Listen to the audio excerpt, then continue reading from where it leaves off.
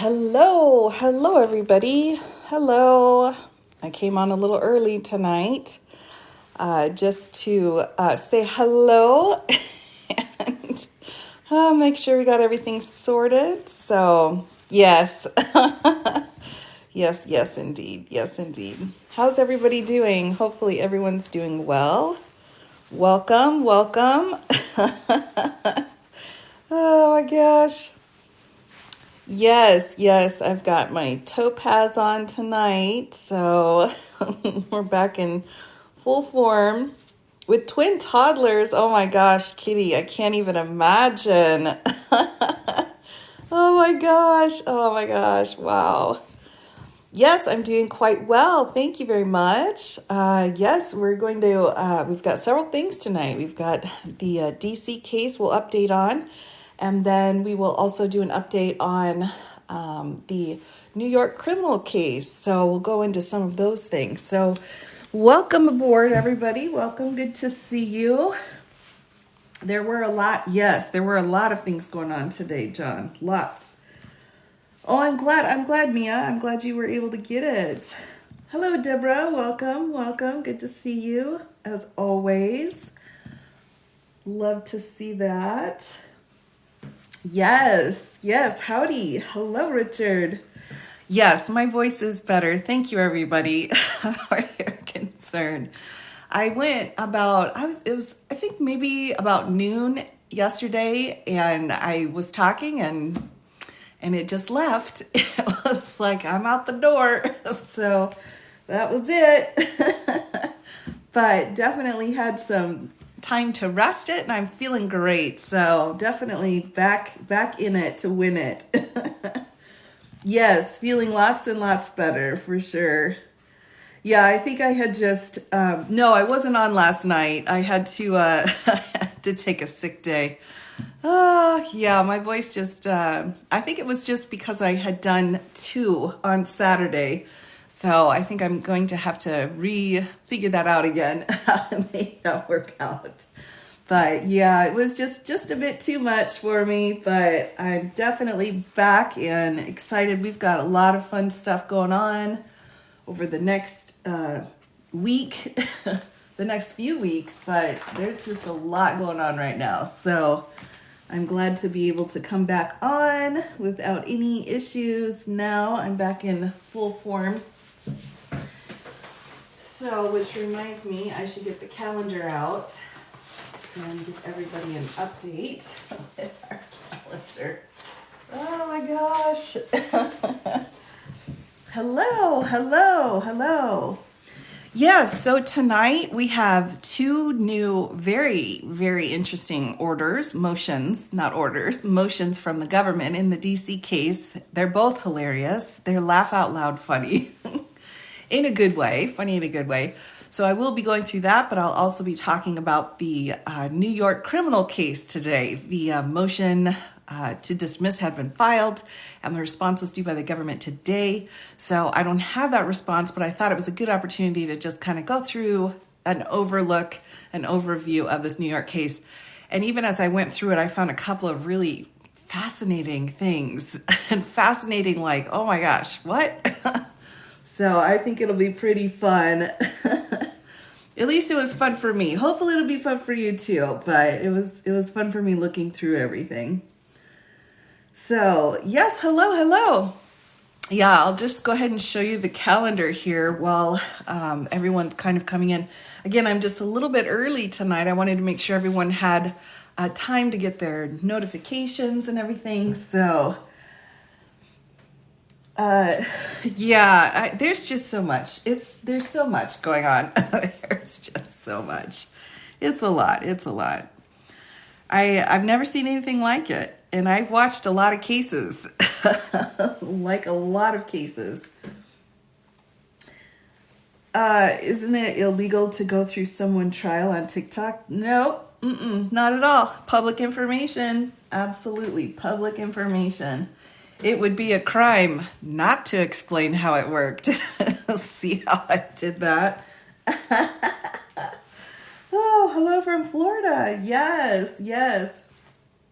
I saw your video. Oh yes, I'm doing just fine, Mark. I'm doing just fine.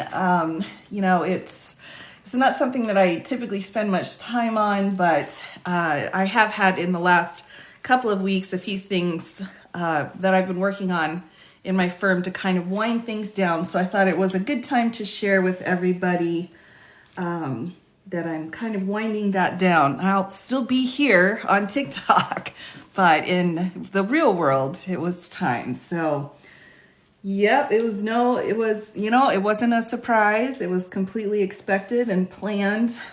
As with most things, it's been, everything has been very well strategically planned. So no surprises. Oh, Michigan, hello, welcome. Northern Minnesota, we love that. Oh my gosh. Yes, I needed to wind down my solo practice. So I'm just kind of finishing things up with the last pieces of that. It'll probably take another 6 weeks, and then that part will be closed, and I'll be coming into my next adventure. I'm looking forward to it, so it should be great. Ohio, love that. It is actually illegal to obstruct justice. You're correct. Yes. What's next after solo practice? Well, we'll see. We're I'm kind of taking my time. I'm lucky I don't need to be too rushed. I'm very thankful for that. So, I've got a lot that I want to share with everybody here on TikTok. The next couple of months are going to be super busy. So I think that'll keep me busy for a little while, and then we'll just kind of see what happens. So that's really it. Right. Well, lying isn't illegal unless it's under oath or to the FBI, as Mr. Trump found out. So those are issues. Yes, and I have taken a break from teaching as well. I think that was probably one of the things that was the most disappointing, was having to take a break. But so I'm not currently able to teach on the schedules that I've been on in the past. So I've got a couple semesters off. We'll see where I'm at in a year. I might revisit that, but we will see. George Santos superseding charges. Well, there hasn't really been a lot of requests for that. But now that you've just made that request, I had him listed as one, but when I took a look at things, it just didn't look like there was much going on. But let me revisit it. I will write it down on my handy dandy sticky note here, and then take a look and see if we can revisit that. He was charged today. Oh, okay. Oh, they came out today. Whoa. Oh my gosh. Yeah, all right. Well, I better get in on that then. I don't want to fall behind. Yes, absolutely. Yes. So I will take a look at that. It's juicy. Oh, we love that. That's wonderful. Yeah, I'll take a look. I mean, it's not wonderful for crime. I'm just saying, from an academic perspective, it's always good to learn new things. So, absolutely. 23 counts. Oh my gosh. Wow, that's a lot. Whoa. All right. It's jetted up to the top of my list now. We will be sorting that out for sure. Oh my goodness. He's kind of in a bit of a pickle, isn't he? Yeah, he's been kind of around that, the fringe of the outside of all of these things lately. He was in the media quite a bit right at first, but it's faded away. Wire fraud, credit card fraud, etc. Yikes. Oh my gosh. Wow, in the find out phase. Yes. Can you lay out the Garcia trial? So Juanita, are you talking about the Garcia hearing that's coming up on Thursday in Florida? I will be kind of explaining and going through that as we get a little bit closer to that. It's a conflict of interest hearing, so it will be very interesting. He needs to raise $250,000. Oh my gosh. Okay. Yes, yes, you got it. And I think it'll be a really good time to explain, the ins and outs of a Garcia hearing, which is just a term that we use in the federal court system when it comes to if there's a conflict of interest. So we had a couple of witnesses for the government, and their attorney is the same attorney as for one of the defendants. So that's kind of happened in the Georgia case also. We've had a couple of conflicts there. So it happens. But I will be interested to see how things play out for that hearing. So we will see. I will absolutely go through that. Absolutely. We can kind of get that sorted out. 250,000 to get something from the RNC. Oh goodness. They're just throwing around those kinds of numbers is like, what? What are you people doing? What is happening out there? My goodness, that's a lot. That's a lot. I think it's interesting. Oh, absolutely. Absolutely, Juanita. Absolutely. I agree. It is fascinating. October 27th. Okay, I'm making notes here on my sticky note so I can get all the details. Oh my gosh. Yes. Very interesting. Yeah, October's packed. They're gonna have a busy. I've got my jury chart still in here. Wait a minute, let me move that out of the way. October is going to be a busy month, for sure. Although we're not really sure what's happening exactly in Florida, but it's still going to be a busy month for everybody. Yes, I will. I've got today's sticky note. Once we start digging in, I've got my tools here. Oh no, I'm just getting started, Amy Lynn. I'm just popped on early just to make sure everyone had a chance to get notified and all of those great things. So yes, I'm just saying hello. Being on the jury was fun the other night. Oh, I'm so glad. Thank you for doing your civic duty. I appreciate it. Oh my gosh, even though we don't pay, but we do appreciate the service. Absolutely. Yep, nope, not late. Nope, I'm just getting started. I thought it would be helpful to come on just a little early so everyone got their notifications in time. So Nope, we're just getting started here. So I've got an overview of October. We've kind of been, checking these things off one at a time. A few things have been moved around, but as of right now, we've got the DC case has got some different dates that have been changed, and the Florida case does too. But I'll get into that as we go on further. But so far, this is how the schedule is looking as of right now. Tonight, I'm going to take you through two government motions that were filed in the DC case, and they are hilarious. You're going to have to hold on to your hats because they're just hilarious. They're really great motions by the government. So I'll be going through those two motions that are just absolutely fascinating. And then I do want to take this opportunity to go through the criminal case in New York. We'll do just an overview of what's been charged there. We've got multiple felonies charged. I think it's a total of 34 counts. And there's kind of something a little bit unique in the New York case. There is someone who has tried to kind of, random people have been trying to file different things to kind of get included on the case. And so there's a little bit of a different person who's just randomly filing stuff. So I thought that was really interesting. So I'll take you through what happens when pro se people get involved in cases they don't have standing to get involved in. So that should be really fun. Yeah, it should be fun. Yes. I've got two big motions out of DC that I think will be good. Hello, Lisa. Hello. Yes, I think those will be plenty for us. We got to digest. They're just too good. You don't want to rush.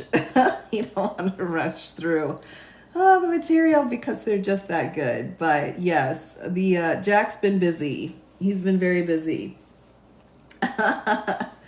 Oh my gosh. Yes, he did. There's lots. We've got lots of updates. I just don't have time to get all of them Let me double check on Florida. Last I checked, I didn't have a newer update out of Florida, but let me just check the docket real quick, just to note if anything new has happened, new and exciting.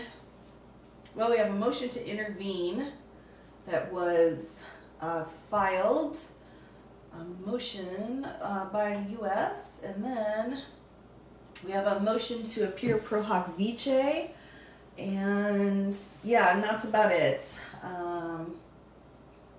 Yeah, and then we're back to Jack's opposition to changing the trial schedule and so on. So looks like we've got a couple of things, but I saw an article today where 25 witnesses used attorney privilege to not testify. Really, in the DC case? Is that out of DC?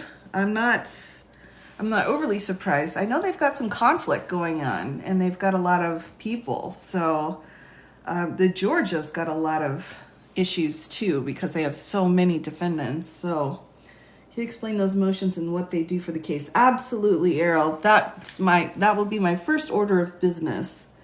Absolutely. Good job with your newest. Oh, yes. Oh, well, thank you so much, Convict Donald. I appreciate it. Oh, yeah. It's fun. It's been fun. Have you been including the civil cases brought by the Capitol Police? Aren't they suing him too? Yes. I went through those suits. Those suits are ongoing, and I went through on Friday and Saturday, and I did a live. Actually, the next one posted up on my Tube of You channel will be Friday's live going over that. But yes, there is an ongoing suit for civil damages involved in the loss of life in that particular situation, and multiple different pieces of that. So, yep, those cases are ongoing for sure. Motions to dismiss have been filed and been rejected. So they are on the docket. They're further down. Hello, Hawk. Good to see you. The accent's on the word convict. Very good. Very good. Oh, my gosh. I can't. Oh, my gosh. Okay, heard about, right. RNC was testifying against the former. Yes. Really, I don't know. We're going to have to see what happens with that. Do we know what's happening with those who hadn't denied speedy in Georgia? So at this point, I have not heard. That's a great question, Jen. I had been looking through those documents and I had not heard yet. But, as we know, whomever was involved that has not waived speedy would also need to go to trial on the 23rd. So as of right now, I don't know.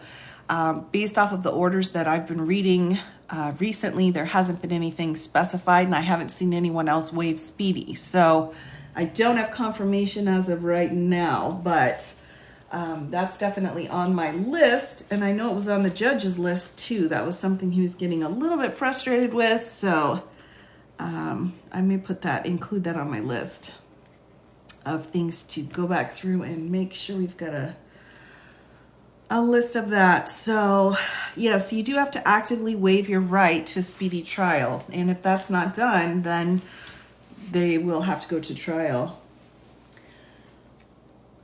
Yes, still trying to remove Fauna. Yeah, and they'll continue. Yeah, I have no doubt, but the success rate doesn't look good. Did the court respond to presidential immunity in D.C.? No, not yet, Rebecca. Nope, not yet. Oh my goodness, presidential immunity. Oh, I'm going to be ready for that to not be used for a while. Be ready for that one to be done. All right, everybody, let's go ahead and let's dive on in to this mess that we have. This fun mess that we have. So the first thing I will go through for tonight are the two motions out of the DC court. So the first motion, we have the government's opposed motion for fair and protective jury procedures. So I think this is so important that we go through this because we had that big question about keeping our jurors safe in DC and minimal requests. So I will take you through that. This is the government's motion. And then the second motion that the government filed is the government's opposed motion for formal pretrial notice of the defendant's intent to rely on advice of counsel defense. So this will be very interesting. So this is the government's motion, but it's being opposed by the defendant, and it's the defendant putting forth this defense that he was just listening to the advice of counsel. So this is Jack's motion on that, and it's a good one. It's very interesting. So we'll go ahead and get started then. Let me get my sticky note ready and make sure that I'm in frame okay for everybody. Hopefully. Am I in frame? I think I'm in the right spot. Let me just get my... Okay, good. So, DC case, and this is the government's motion. Government's motion on protecting the jury. Slightly askew. Okay, hold on. Let me double check. We don't want to be askew. My goodness. That's not okay. We don't like that. There we are. How's that? Maybe that was better. Opening the wine. Oh, we love it. Absolutely. It's fine. Okay. Oh, it's a topaz. Yeah, this is a cognac sticky note. Yes, I'm almost done with it. I was just aligning my page here. So if I'm in alignment, the other thing too is this was filed here on the 10th. All right. So both of these are filed on the 10th. All right, so just to let you know. Okay, government's motion on protective jury. So protective jury. All right, here we go. You can't see, I'm off camera. I'm making my sticky note. Here we go. Gonna get it up and going. Get it centered. Hot off the press. Yes, absolutely. All right, everybody. So here we go. Again, this is that motion out of the DC case. And of course, if I could just request of my moderators, if I am getting out of screen or out of alignment, just let me know. Just go ahead and pin a comment for me. I'm so thankful for your help. I am so thankful for my moderators. Everybody, let's give the moderators a hand. Woo! Thank you, moderators. We appreciate it. So thankful. Just wanted to make sure. Yay! Yes, very thankful. All right, so let's get going.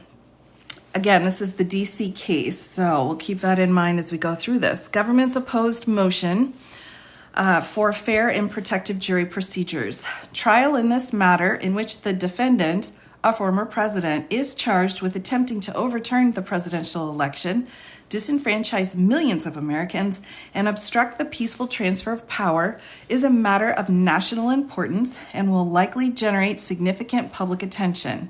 To ensure that voir dire, in this case, proceeds in an orderly, efficient, and fair manner.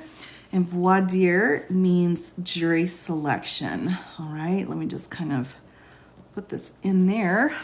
The government proposes that the court use a written juror questionnaire shortly in advance of in-person jury selection.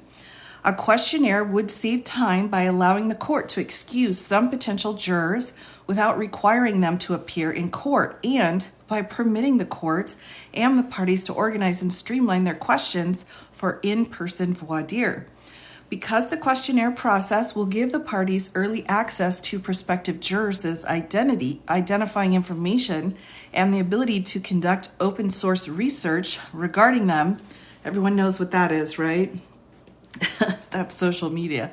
Regarding them, the court should impose reasonable boundaries for such research and reiterate its practice standard among courts in this district of prohibiting public identification of potential or selected jurors through counsel. The defendant opposes this motion. All right, so defense is opposing. So let's get into this. First, Number 1, proposed jury measures. The court has broad discretion to manage jury selection and a duty to maintain control of the process and preserve fairness. At the same time, protect legitimate privacy.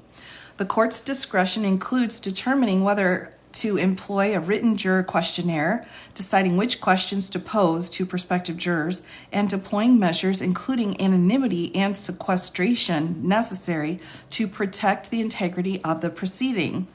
We're citing case law here, continuing to cite.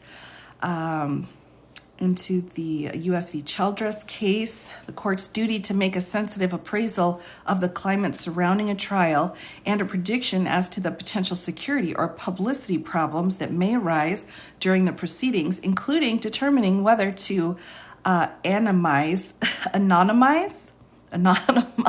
the jury. Oh my goodness. And then we've got more case law here. In this case, the court should exercise its discretion to streamline jury selection through the use of a jury questionnaire. At the same time, in light of the public attention that is expected and the defendant's record of using public social media platforms in an intimidating manner, further evinced by events in a separate trial in New York last week, that would be the civil case. The court should implement several of the standard measures frequently used in this district to protect the jury and impose additional clear guidelines for use of information regarding potential jurors. All right, so let's bump down to the footnote here. The record in this case amply supports the proposed restrictions on the disclosure of juror information. Indeed, the court has before it evidence sufficient to implement far more restrictive measures, including full jury anonymity and full sequestration. So, full jury anonymity means that there would be no information at all given. And he's citing case law here, explaining that juror anonymity may be warranted upon a showing of, among other things, extensive publicity that could enhance the possibility that the juror's name would become public and expose them to intimidation or harassment. Here's A. The government requests a questionnaire to make voir dire more efficient. Use of a written questionnaire in this case, shortly before in-person voir dire, will expedite the process of selecting a fair jury. Written questionnaires are now a common complement to oral examination when selecting an effective and impartial jury. Citing case law here. Continuing to cite case law as well. I'll skip through that. When confronted with trials estimated to last longer than 2 weeks or that are otherwise expected to require a larger jury pool from which to draw, courts in this district have used questionnaires to make in-person voir dire more expedient. Citing more case law here as well, and more case law. So we've got the Rhodes case, advanced written questionnaire used for 8-week January 6th related seditious conspiracy trial on multiple defendants associated with the Oath Keepers. U.S. v. Nordine, advanced written questionnaire used in January 6th related months-long seditious conspiracy trial of multiple defendants associated with the Proud Boys. U.S. v. Stone, advanced written questionnaire used in a highly publicized trial for false statements to Congress.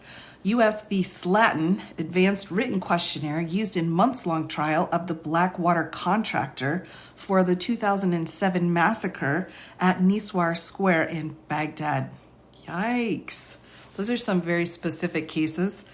Here, a questionnaire will make in-person voir dire.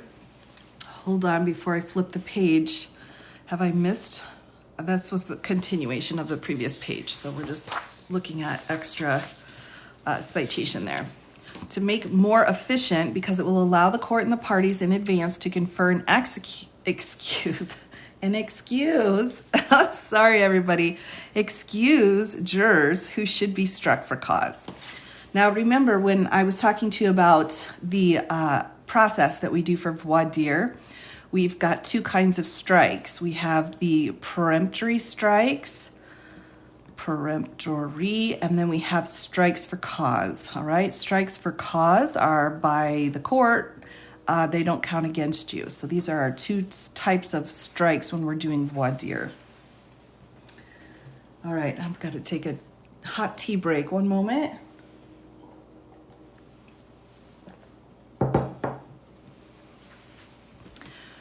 Okay, it also will assist the parties in preparing organized and succinct lists of questions tailored to each juror. Citing case law here in the Slatton case, court informing jurors that the questionnaire will save a lot of time ultimately and will speed the process of jury selection and minimize the amount of time you must spend in the courtroom while a jury is selected. In particular, the government proposes the following schedule consistent with the written questionnaire process directed by this court in a U.S. v. Alford and other cases in this district. First, the court should order the government to draft a questionnaire, confer with the defense, and file a proposed questionnaire with indications as to which questions the party agree upon and which they do not, after which the court will issue a final questionnaire. Here, he's pulling out ECF, ordering the defendant who moved for a written advance questionnaire to prepare a written questionnaire for distribution to prospective jurors and meet and confer with the government before submitting it for court approval, indicating in his filing disputes between the parties regarding language. Here's next. The clerk will issue summonses to potential jurors to appear at the courthouse and complete written questionnaires in advance of in-person voir dire. Let me pause here for a minute. This is the exact process that is being done in Georgia. All right, so we've got our Georgia case going to trial in a couple of weeks, the RICO case. This is the exact procedure that they are doing. They're pulling in jurors on, let me just show you here. They're pulling in jurors on the 20th to fill out questionnaires. So that's actually on the docket in Georgia. So the government is asking for something similar in DC. All right, courts have scheduled this for varying amounts of time in advance of trial, ranging from days to weeks to months. And then he's giving different examples. 1 day, 2 weeks in advance, 2 weeks also for this example. And in Stone, they did almost 2 months in advance. Here, subject as always to the court's schedule, the government proposes that jurors complete written questionnaires on or about Friday, February 9th of 2024, approximately 3 weeks before an in-person jury selection begins on Monday, March 4th. Then, on a date of the court's choosing, the week of February 26th, the parties would jointly submit a list of jurors whom they agree should be struck for cause, and separate lists of jurors whom each party moves to strike for cause based solely on information in the questionnaire. Examples: individuals who establish that they genuinely cannot serve because of some actual and immovable personal or professional conflict, or individuals who unequivocally establish that they cannot follow the court's instructions. B. The court should impose reasonable and standard restrictions to protect jurors. If the court approves the use of questionnaire, the parties will learn the identities of potential jurors in advance of in-person jury selection. It is commonplace in this district for parties, once they are provided with the jurors' identifying information, to conduct open-source social media research on the Venere. Remember, the Venere is the entire group of people from which the jury is chosen. All right, so we have the Venere here. And then out of that, we have the jury pool. And then out of the jury pool, we actually have the jury. All right, so these are just different amounts of people. So that's what they're referring to for that, just to clear that up. Given the particular sensitivities of this case, stemming both from the heightened public interest and the defendant's record of using social media to attack others, the court should impose certain limited restrictions on the ability of the parties to conduct research on potential jurors during jury selection and trial and to use juror research. In addition, the court should strictly enforce the standard practices in this district designed to shield juror identities from the public. In It is standard and accepted practice in this and other districts for parties to conduct open source internet research, including by viewing the public-facing social media accounts of potential jurors. And we're quoting an ethics rule out of DC. Competent and zealous representation may require investigation of relevant information from social media sites of jurors or potential jurors to discover bias or other relevant information for jury selection. According to public social media sites of jurors or potential jurors is not prohibited, as long as there's no communication by the lawyer with the juror.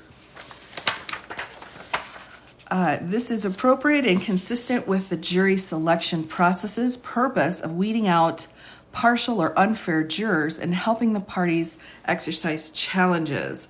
So I would put as a quick side note, we do have the ability to go online and look up our jurors, our potential jurors' social media and look into anything that's available to the public.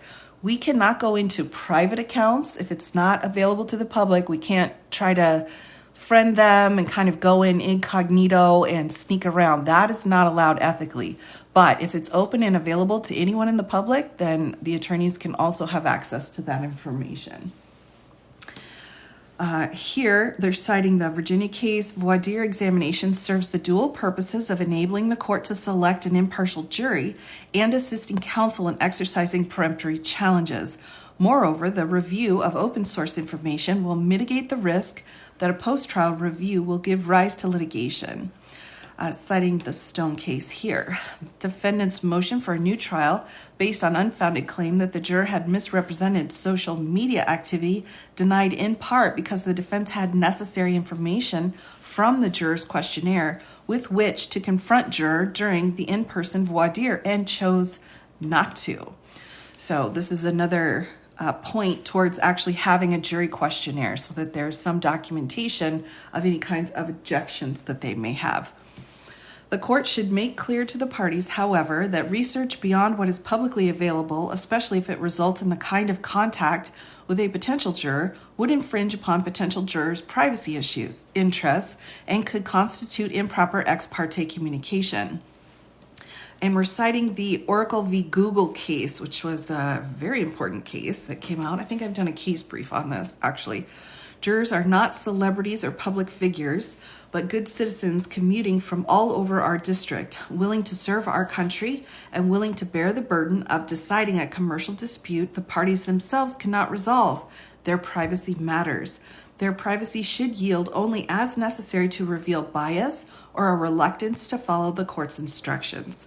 The parties should thus be precluded during the jury selection and trial from asking to follow or friend anyone or make any analogous affirmative requests to gain access to posts or profiles that are not otherwise publicly available. So this is really the key here to ethics when we're doing research on our potential jurors, is to make sure that it's just information anyone in the public would have access to. Here's the Bar Ethics Rule 371. No party, attorney for a party, or person acting on behalf of a party or attorney shall communicate directly or indirectly with a juror or an excused juror or a member of a juror's or excused juror's family during the trial. This prohibition should not apply, however, to mere passive viewing of publicly available information on sites like LinkedIn that may alert a potential juror to the fact that a potential person has reviewed his or her account. Citing case law here. Now we're citing a Texas case. And so with this endnote, it bumps us down to the citation. This standing order in the Eastern District of Texas provides that parties are not prohibited from conducting or causing another to conduct any type of online investigation merely because a juror or a potential juror may become aware that his or her electronic social media is being reviewed. And therefore, the parties are not prohibited from reviewing the LinkedIn accounts of jurors or potential jurors, even if network settings would alert that juror or potential juror to the fact that a lawyer from the case has reviewed his or her LinkedIn account. So that's a case out of Texas that they're citing here. Finally, the party should also be precluded from, oh, thank you. Thank you for that. The party should also be precluded from any form of investigation, whether online or otherwise, that could reasonably be perceived as vexatious or harassing. The court also should prohibit the use of information gained from juror research for any purpose other than voir dire. And even there, the court should require that if a party intends to use any information gained through open source research, the party does so in a way that does not reveal any juror's identity. This limitation is consistent with the district's practice in Local Criminal Rule 24.1b, which dictate that jurors identifying information not made public outside of the courtroom, and that in the courtroom, the court and parties refer to the jurors by numbers rather than names. And that's pretty typical across the board. That is pretty normal. Making sure that we're identifying the jurors rather than by their names, but by numbers. And this is according to Rule 24.1b. Officers of the court and other parties who have access to jurors' name through the court shall not disclose names of prospective jurors and sitting pettit jurors to the public outside of open court. This would be trial jurors. All right, that's what that means. Except upon an order of the court. And then we have an end note, so we'll bump down. Though it's long been standard practice in this district not to publicly disseminate juror names, recently, after a large number of high-profile trials, the local criminal rules were amended in April of 2023 to add this provision and to make the practice the rule. There's so much going on in DC, they had to actually change the procedural rules. That's really eye-opening, I think. We take a moment to remember that. So they're citing this case here, the Nordine trial transcripts, the court admonishing an attorney, it's not appropriate to mention potential jurors' names in court. And then the next one, we have the court correcting an attorney who used a juror's name in U.S. v. Bannon at 3, and then the court directing parties before voir dire. I very much expect that while we, of course, have the names of the jurors, that we will not and no one will mention the juror's name on the public record during voir dire today. We will use only jurors' numbers. So he's giving, again, specific instances in this jurisdiction with how the courts have dealt with this issue before. And then the last one here, an order adopting multiple protections for jurors, including a prohibition on sketch artists drawing detailed sketches of any member of the jury. So this is, again, the way that the court can protect the jurors in this situation. Finally, and here's number 3, the court should admonish the parties to handle juror questionnaires and jury sheets containing jurors' identifying information with care, including by requiring each party to ensure that any individual the party permits to access these sensitive materials understands that he cannot publicly disclose the information. With respect to questionnaires, this is analogous to the restrictions that courts in this district place on handling of jury sheets that reveal the parties' or potential jurors' names and personal information during in-person voir dire. And we're citing the Handy case here in a case involving a civil rights conspiracy to obstruct access to reproductive health services. Court tightly controlled jury sheets listing jurors' names and identifying information, including that they must remain in the courtroom and be returned to the court at night to be placed under seal and maintained in the court's vault.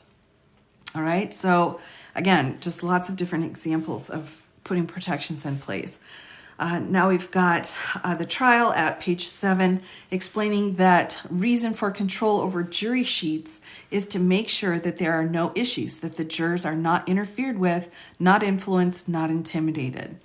Such a precaution is not only necessary to ensure that all parties handle sensitive juror information responsibly, but also so that the court can assure prospective and seated jurors, in this case, and no party will improperly use their names or other identifying information. Absolutely needed in this situation. Absolutely. A trial of this caliber, it absolutely would make sense to do this. There are other good reasons in this case for the court to impose these restrictions and enforce this district's standard prohibition against publicizing jurors' identities. Chief among them is the defendant's continued use of social media as a weapon of intimidation in court proceedings. In addition to the record before the court from the government's previous filings, which he's citing here, just last week the defendant escalated his conduct and publicly attacked the trial judge's law clerk in his pending civil fraud trial in New York State Supreme Court. The defendant did so by reposting on his Truth Social account, which has 6.4 million followers, a photograph of the law clerk and the United States Senator with baseless caption, "Senator's girlfriend clerk is running this case against me. How disgraceful. This case should be dismissed immediately." Here's our endnote. We're citing the Wall Street Journal here. And the article's called "Judge Admonishes Trump for Social Media Post Attacking Law Clerk." So back up we go. As a result, the judge in that case was forced to issue an oral order that no party speak publicly about members of the court staff. Here's another endnote here, bumping down. And this is the citation to CNN. Judge issues a gag order and rebukes Trump after social media posts attacking his clerk. Back up again. Given that the defendant, after apparently reviewing opposition research on court staff, chose to use social media to publicly attack a court staffer, there is cause for concern about what he may do with social media research on potential jurors in this case. It is therefore necessary for the court to employ the limited restrictions described above. Drink tea. Yes, thanks for the reminder, everybody. One moment, please.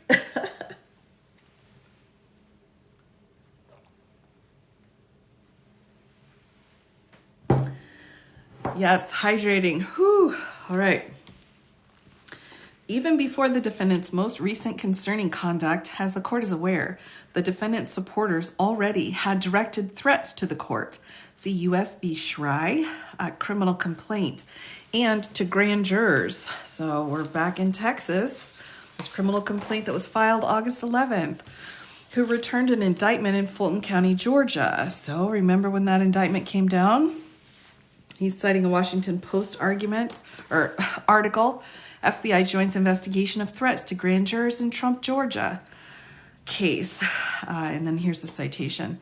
These jurors have signed their death warrant by falsely indicting President Trump. Back up we go. For these and related reasons, another federal court presiding over a civil case involving the defendant recently found it appropriate to adopt measures to protect juror privacy that are far more restrictive than those proposed by the government here. See Carroll v. Trump. Oh, yeah, that's the defamation case, right? The first one, defamation. This was the first lawsuit. There are two. We still haven't determined damages on the second suit. But let's see what the judge did. Keeping jurors' identities secret even from the parties upon findings that in the context of the defendant's repeated attacks on courts, judges, various law enforcement officials, and other public officials, and even individual jurors in other matters, if jurors' identities were disclosed, there would be a strong likelihood of unwanted media attention to the jurors, influence, attempts, and or harassment, or worse, of jurors by supporters of Mr. Trump. The court should likewise protect prospective and selected jurors in this case from intimidation and fears through the limited measures proposed above. Finally, jurors in this case are likely to receive substantial media and other public attention. In consultation with the United States Marshal Service, the court may wish to consider measures to protect the jury in this case from scrutiny and harassment, such as arranging for jurors to gain discreet entry into and out of the courthouse. Again, let's pause for a moment and just take a moment to acknowledge what is happening here in this case. So we have a criminal defendant who's been charged and indicted, and the jurors, which we all are asked to be jurors, are in need of serious protection because of the defendant. I think that that's worth noting, how dangerous it is to just do your civic duty and be a juror on these cases. that kind of shows, it gives you a moment to kind of pause and realize the significance of this case. I think that's important to note. It's ridiculous that it's come this far, yes, and it's also ridiculous that the defendant doesn't acknowledge it as well.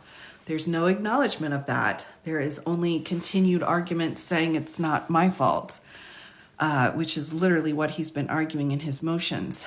But when we're at a point where the government is asking for the United States Marshal Service to put in security protocols for jurors, that's really saying something about the situation at hand. So I'm just saying, I think that's really worth noting in this situation.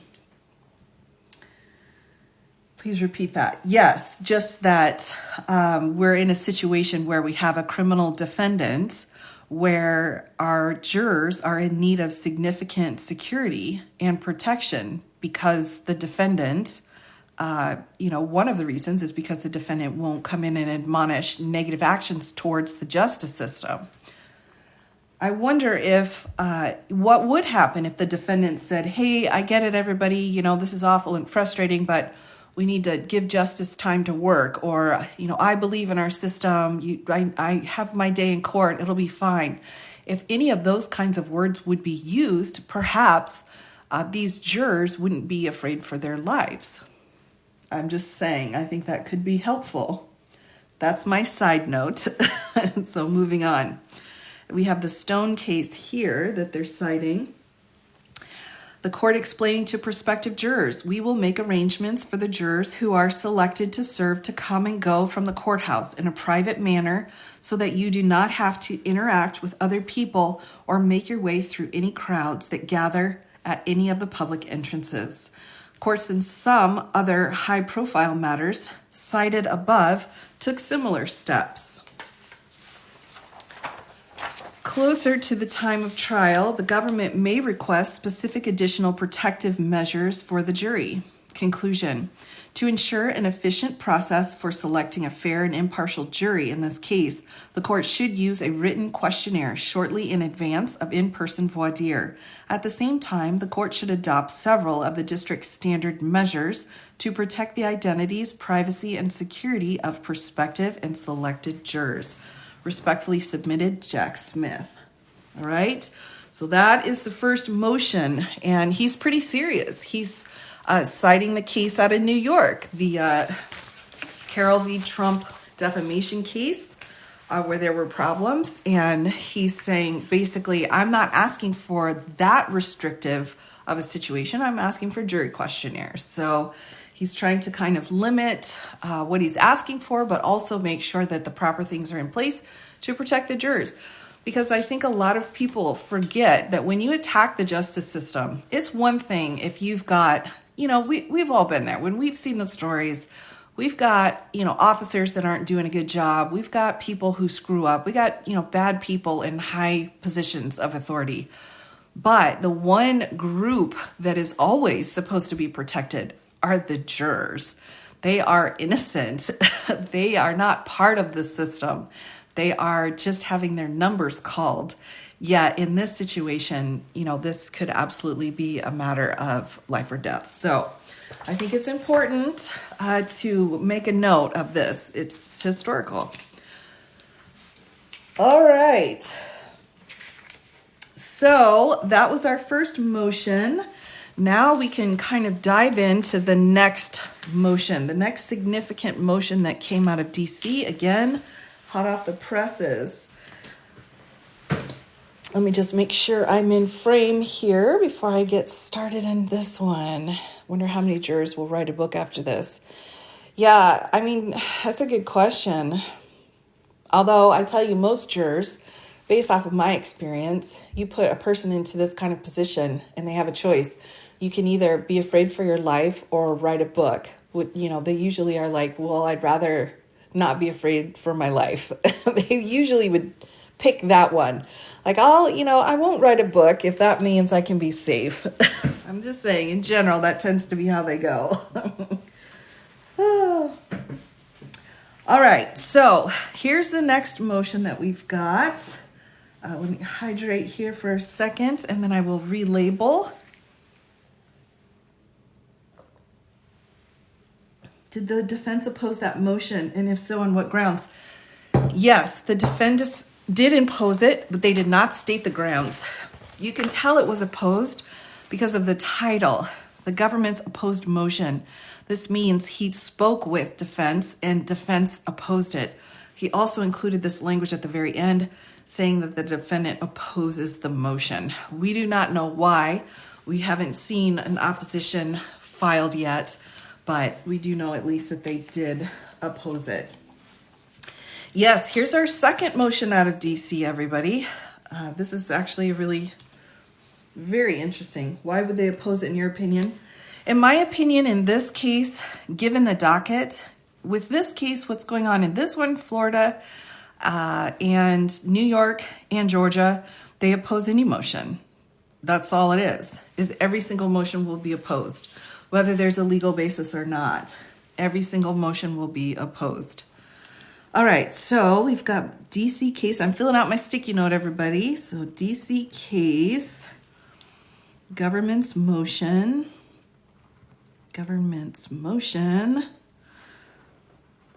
on affirmative defense. So what they're asking for is this formal pretrial notice. So I'm trying to figure out the best way to label this. Notice of defendant's intent to rely. So I would say a government's motion for notice of affirmative defense. All right, so everybody remember that. As I'm filling up my sticky note here, each of the titles of these motions is getting more and more complicated each time. Like, what? So if they will oppose every motion, don't complain for the length of the trial. Absolutely. Yeah, they wouldn't be able to get away with this, and don't get away with this at civil. Civil, this isn't appropriate, and they've been sanctioned for it civilly. But in criminal court, the rules are a little bit different. So yeah, the entire page will be the motion name. Well, it feels that way. Again, and, I had posted a video earlier just saying that, I've never seen this kind of legal work before where they oppose everything. Nothing is collaborative. Nothing is stipulated to. Every single inch is a fight, and not even like a good fight, like just a made up bologna sandwich fight. Like, the defense is just hitting everybody with bologna sandwiches, and, it's exhausting. Maybe that's the strategy, but it's a lot. It's just a lot. Yeah. DCBS. That's funny. Oh my goodness. Okay, that's hilarious. All right, one more drink.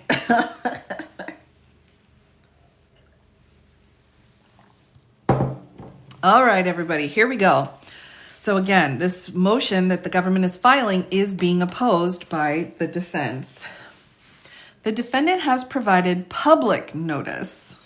Public notice is different than legal notice. All right, keep that in mind. That he intends to rely on an advice of counsel defense at trial.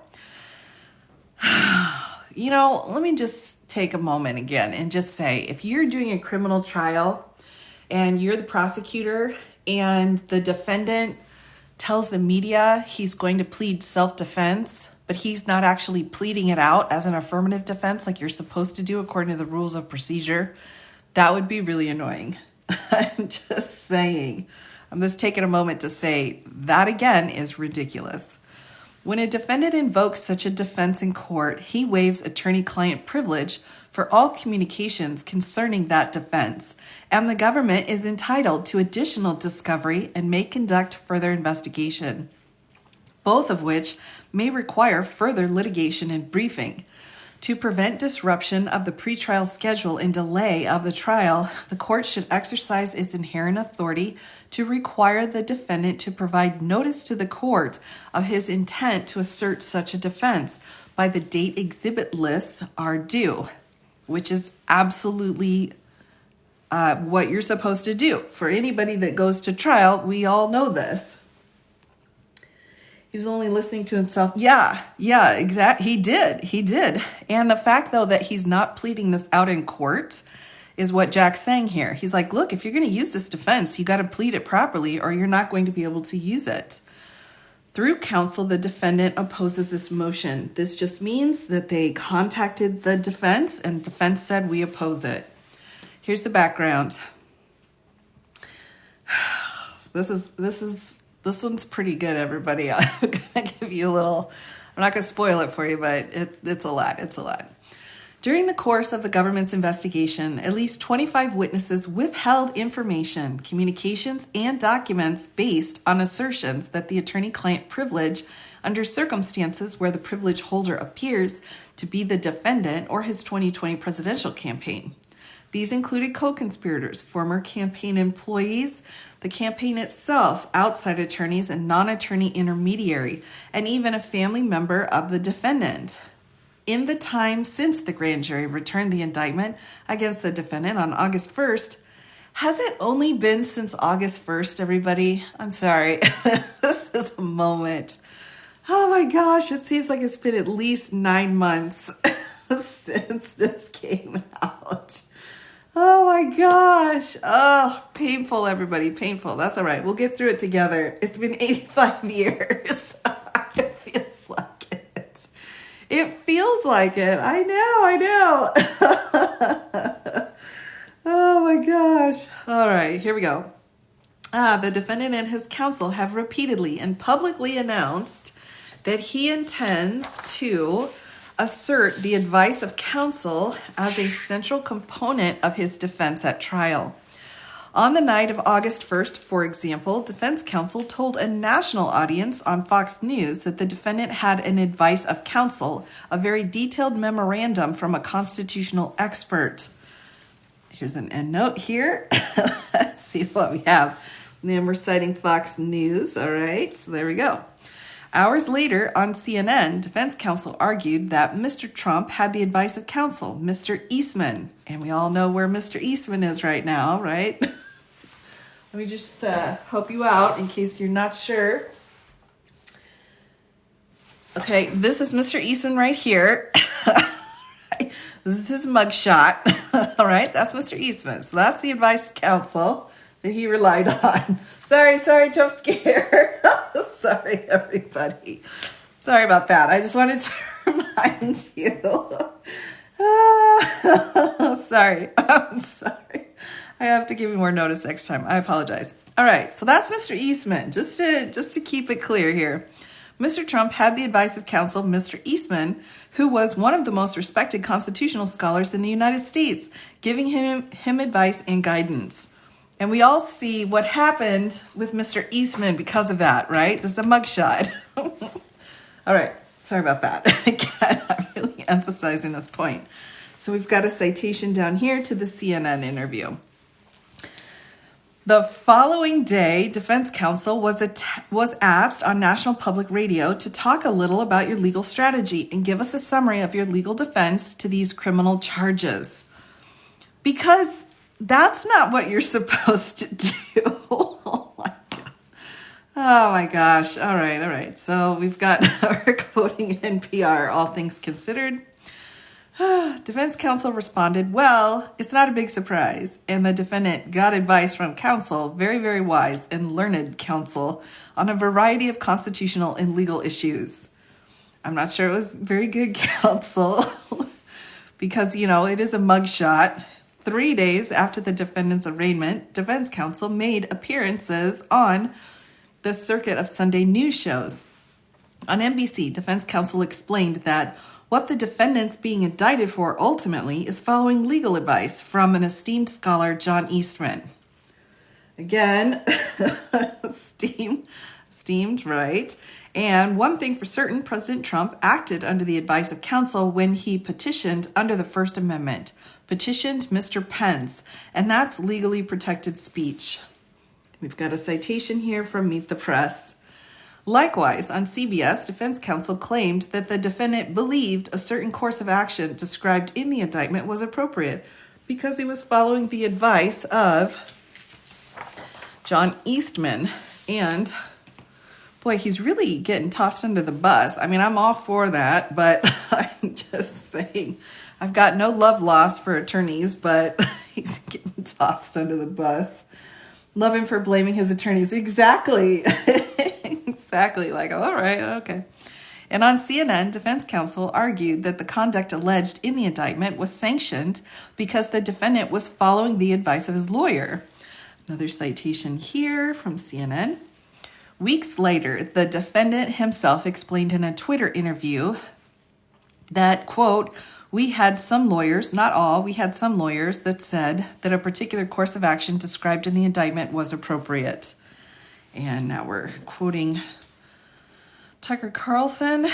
On August 28th of 2023, the court entered a pretrial order to organize pretrial proceedings.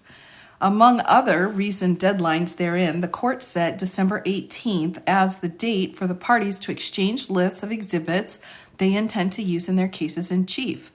By that date, the defendant will be required to identify and, if he has not already done so, produce any exhibits to be used in his case in chief, including ones supportive of advice of counsel defense. So this term, case in chief, right? So the burden is on the state to prove beyond a reasonable doubt. So the defendant doesn't have to put on a case in chief. They just don't have to. What they need to do is just discredit everything the government is saying. But if they want, they can put a case in chief on with some kind of a defense. We call that an affirmative defense. An affirmative defense would be self-defense, defense of others, defense of property, something like that. This case, they're saying advice of counsel is that affirmative defense. You have to plead that out properly in order to be able to use that kind of defense in court. Just as a little history background here. To blame others, yeah, they do. All right, applicable law. So let's take a look at the law here. In order to assert at trial an advice of counsel defense, an affirmative defense, oh, look at that, it's right there. I didn't even have to explain it, everybody, sorry. An affirmative defense, U.S. v. White, the defendant will be required to introduce evidence that, one, he relied in good faith on counsel's advice that his course of conduct was legal, and two, he made full disclosure of all material facts to his attorneys before receiving the advice at issue. Citing case law here, quoting the DeFries case, if the defendant satisfies the burden to produce evidence that would support an advice of counsel defense, the court should instruct the jury on the defense, and the government retains the burden of proving the defendant's mens rea beyond a reasonable doubt. Now, in criminal court, this is intent, all right, mens rea. In civil court, we would call that scienter. And then we're citing the Westbrooks case where the defendant bears the burden of production while the government bears the burden of proof. Citing Dahlman, the defendant bears the initial burden of production, but the prosecutor always retains the burden of persuasion, namely the burden of proving the defendant's guilty state of mind beyond a reasonable doubt. In invoking the advice of counsel defense, the defendant waives attorney-client privilege on all communications concerning the defense. Citing case law. Accordingly, once the defense is invoked, the defendant must disclose to the government, one, all communications or evidence the defendant intends to rely on to establish the defense, and two, any otherwise privileged communications the defendant does not intend to use at trial, but that are relevant to proving or undermining. So again, let's pause. So what he's saying is, if you're going to rely on advice from counsel, then that communication between Trump and Eastman, all of that evidence, all of those emails, all of those texts, all of those letters, all those phone calls have to be turned over to the government. None of it is protected by attorney-client privilege. Can you see where Jack's going on this? Can you see why this would be so important? Yeah. I'm not sure this is the defense you want to use. I'm not sure. Yep. Clever boy. Indeed. Yeah, it's pretty significant. So I'm wondering if part of this motion is also just educating the other side about that. Yes, indeed. Yes, the class materials. We love that. It's called Winning Bigly. Oh my goodness. All right, now we're to the Dahlman case, where a waiver is for information defendant submitted to the attorney on which the attorney's advice is based. The attorney's advice relied on by the defendant in any information that would undermine the defense. Citing Hatfield, this disclosure should include not only those documents which support defendant's defense, but also all documents, including attorney-client and attorney work product documents that might impeach or undermine such defense. How important is that? That's really important. Sure, guilty state of mind, right? So, oh, absolutely. Right, so we have, in order to take a case, in order to have a criminal case, we have to have a couple of essential elements. One, we have the actus reus, all right? And then we need to have the mens rea. And this gives us our corpus delicti, all right? So stay with me. I know it's Latin. Stay with me here. So we have the act itself that actually occurs, and then we have the intent or the criminal mind or the criminal mindset, and then this equals the crime itself. All right, so I usually call this the criminal equation. That's just a term I use when I'm teaching, but you have to have both of that. Now, as a quick side note, notes what's not here. We don't have a victim here. No victim is required to have a crime. We just make a note of that. We need the act itself that violates the law. We need some level of intent, and then that will give us our crime. So that criminal mindset is what they're talking about here, is the mens rea. Yep. And then usually what I will add on to it is you have a crime, but then once you have the crime, you can subtract from it any defenses. All right, so that's the full equation. And so here he has an affirmative defense. He's saying he relied on counsel. So he's trying to subtract from his crime by saying he relied on counsel, and so therefore should not be held responsible for his crime. So that's how our defenses fit into the equation.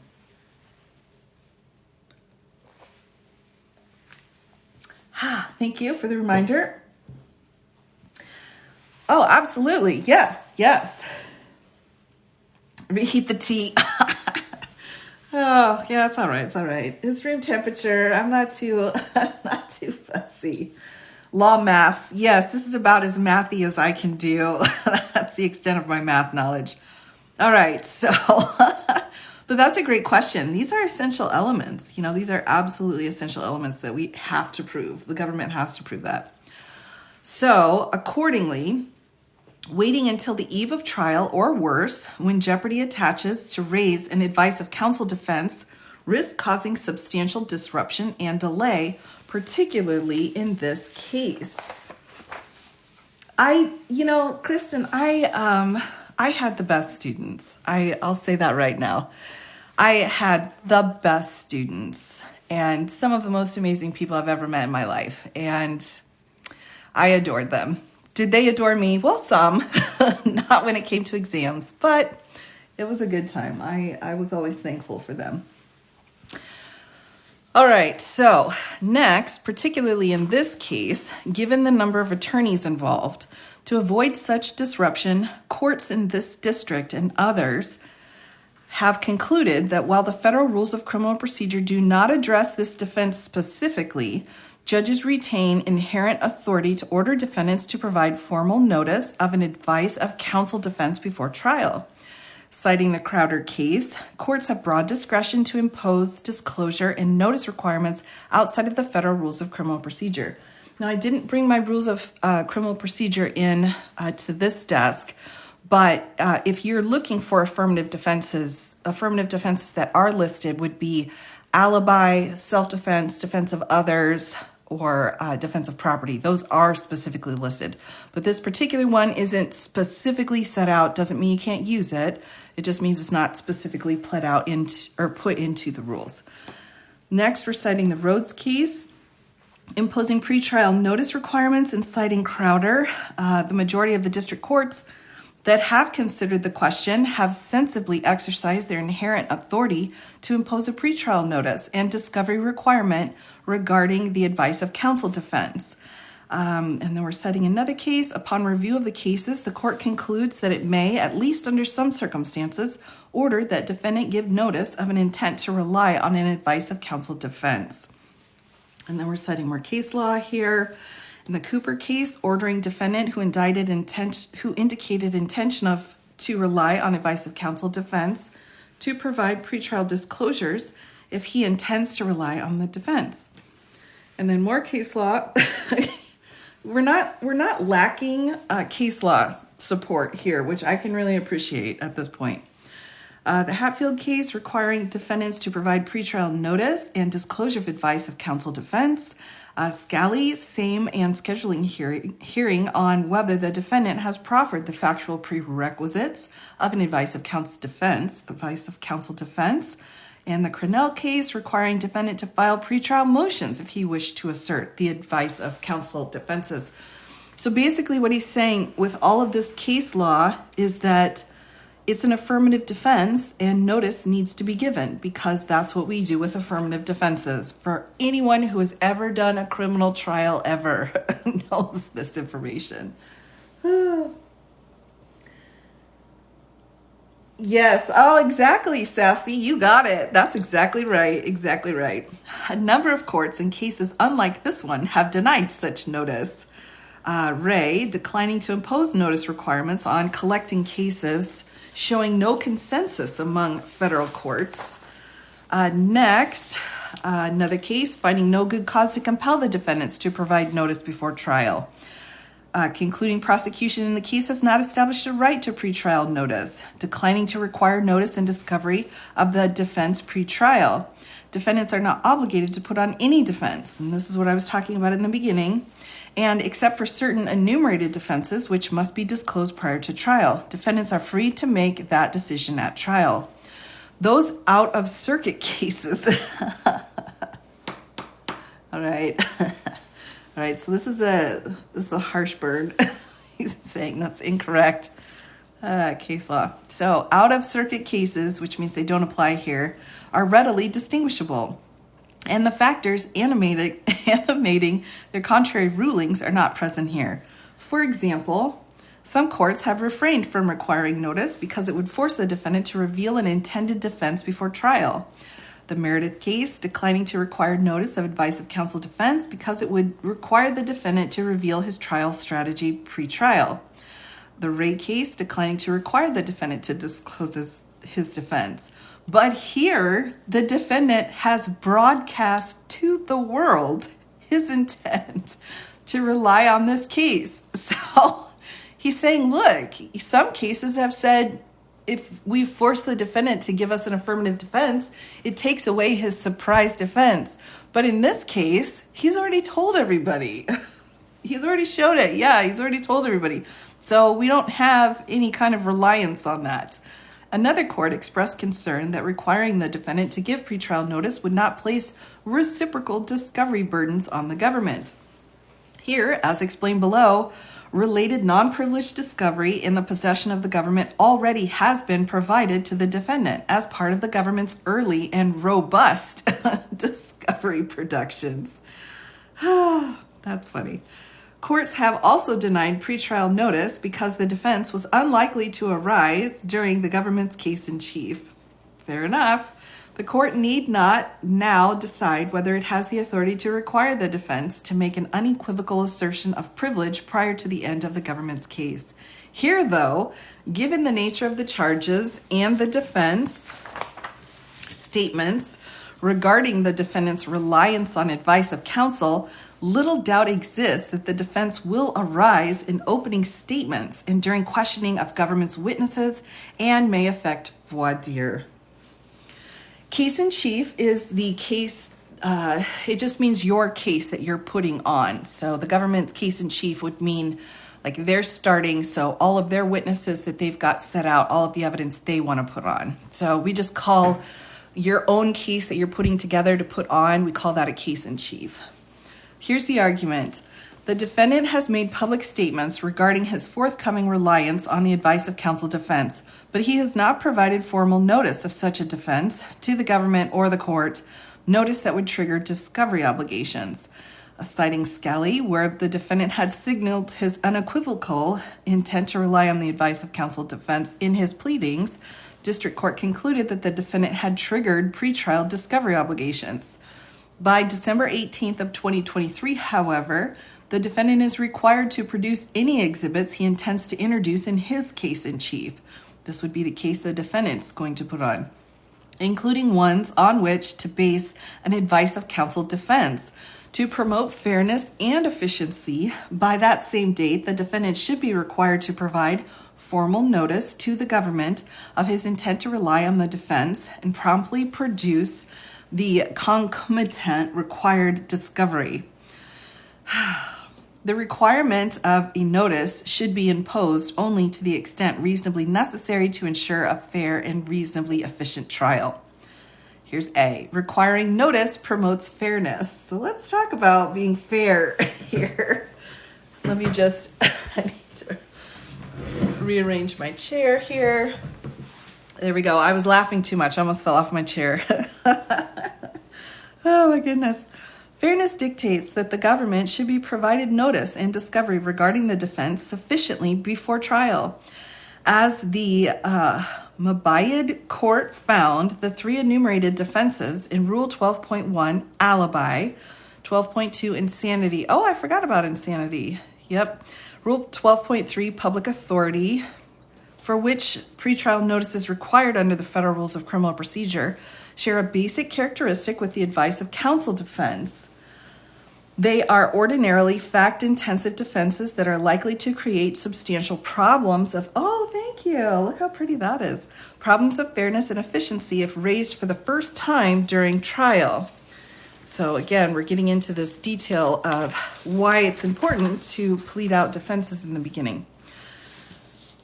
Given the defendant's obligation to provide discovery that arises from advancing the defense, the defendant should not be permitted to pepper his exhibit list with documents that support his advice of counsel defense, be coy with formally noticing the defense so as to withhold discovery undermining it, and then ambush the government with the defense during trial. Hydrate, yes, thank you. Oh my goodness, I'm holding in my laughs.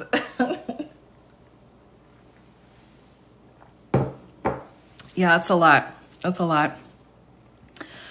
Citing case law, defendant does not have a constitutional right to withhold all defense and surprise the government. Poindexter case. It is, of course, hardly a novel proposition that defendants in criminal cases may be required to disclose elements of their defenses in advance of trial. So we have case law support for that. In addition to having publicly advanced the defense, the defendant knows what information the government has and does not have that might support or undermine the defense. The government produced in discovery the privilege logs of each witness who withheld material on the basis of a claim of privilege on behalf of the defendant or his campaign. And in some cases, the defendant's campaign was directly involved in discussions regarding privilege during the course of the investigation. In other instances, the government produced court orders requiring the production of material claimed to be privileged.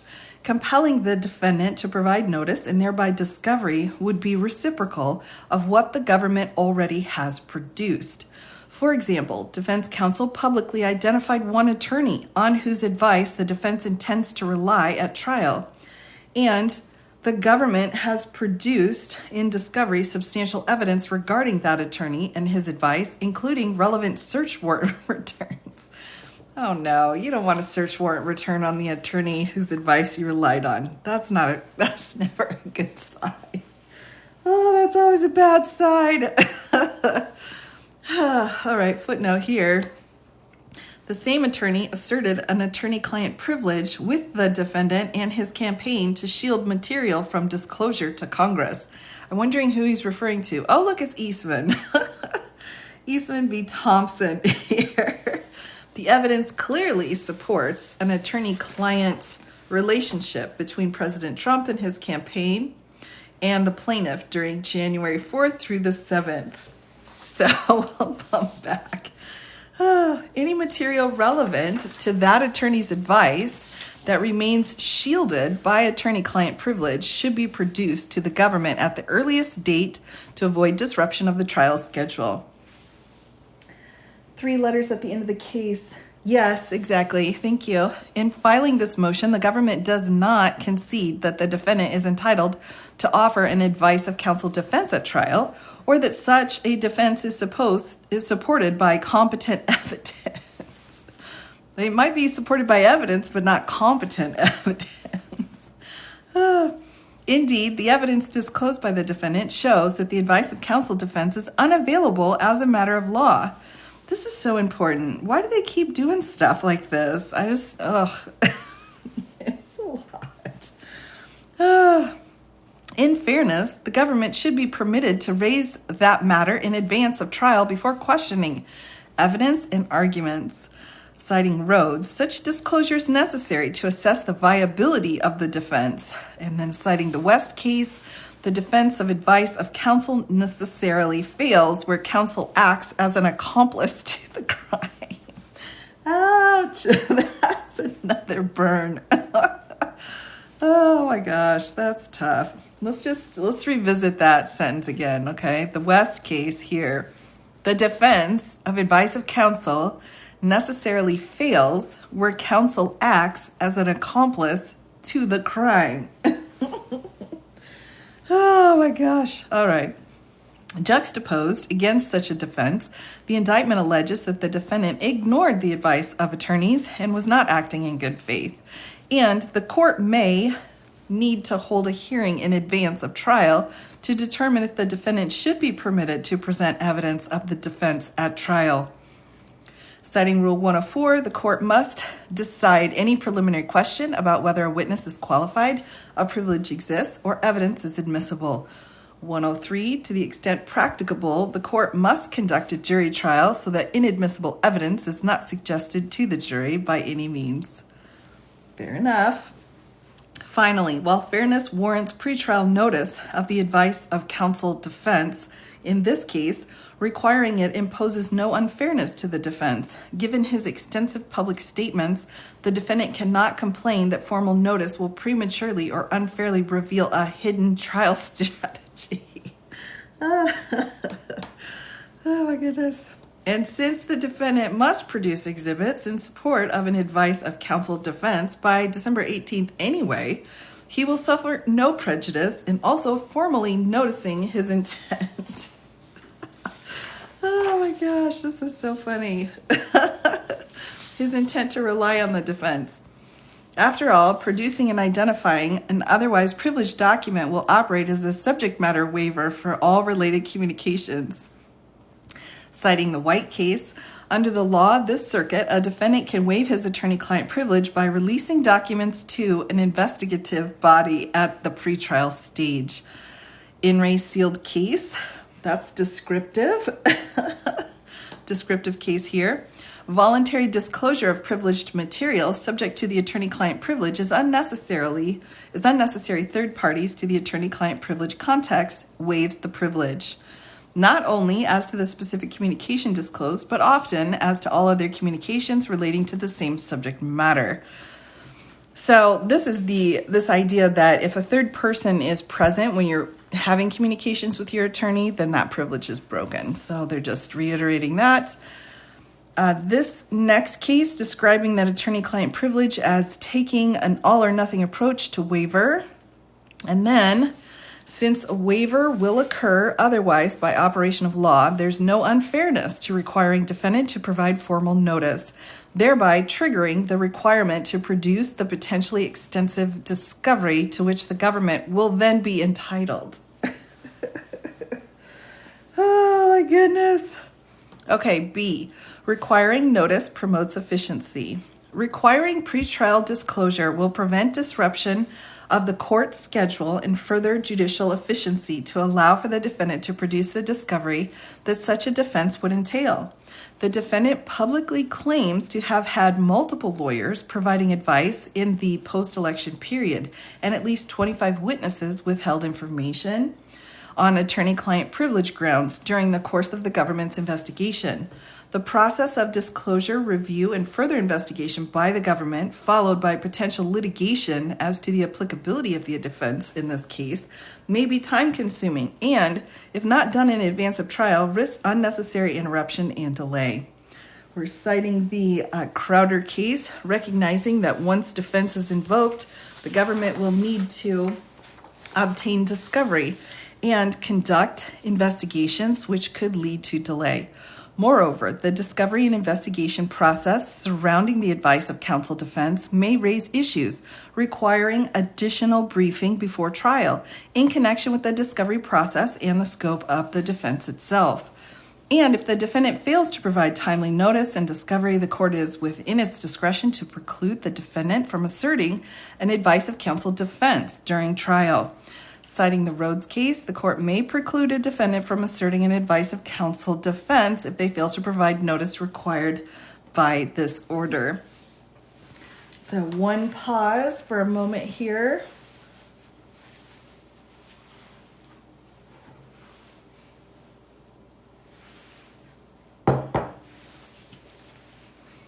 Pretrial notice is all the more warranted here because the defense is likely to arise during the opening days of trial. For example, the defendant may wish to discuss it in his opening statement or in cross-examination of a witness in the government's case in chief. Does Jack get to charge the defense for these basic? Yeah, he should. He should. He's getting a free CLE here. The defendant could elicit privileged information previously shielded by the government, thus sandbagging the government and necessitating an interruption of testimony or an adjournment. There's no benefit in allowing the defendant to wait until trial to advance the defense. Rather, efficiency requires that the government receive notice and discovery in advance of presenting its case so that it can fairly prepare for direct and cross-examination and avoid recalling witnesses either in its case in chief or rebuttal. And then we're citing the Philip Morris case. The underlying purpose of the case management order has been to ensure efficiency and orderly management of the case so that the trial would proceed on the scheduled date and to avoid last-minute trial by ambush tactics, which might jeopardize the trial date. All right, so there's that. We've got another term in here. We have case in chief, right, where you put your case on, and then we have rebuttal. Rebuttal is that phase that we call after the defendant has gone.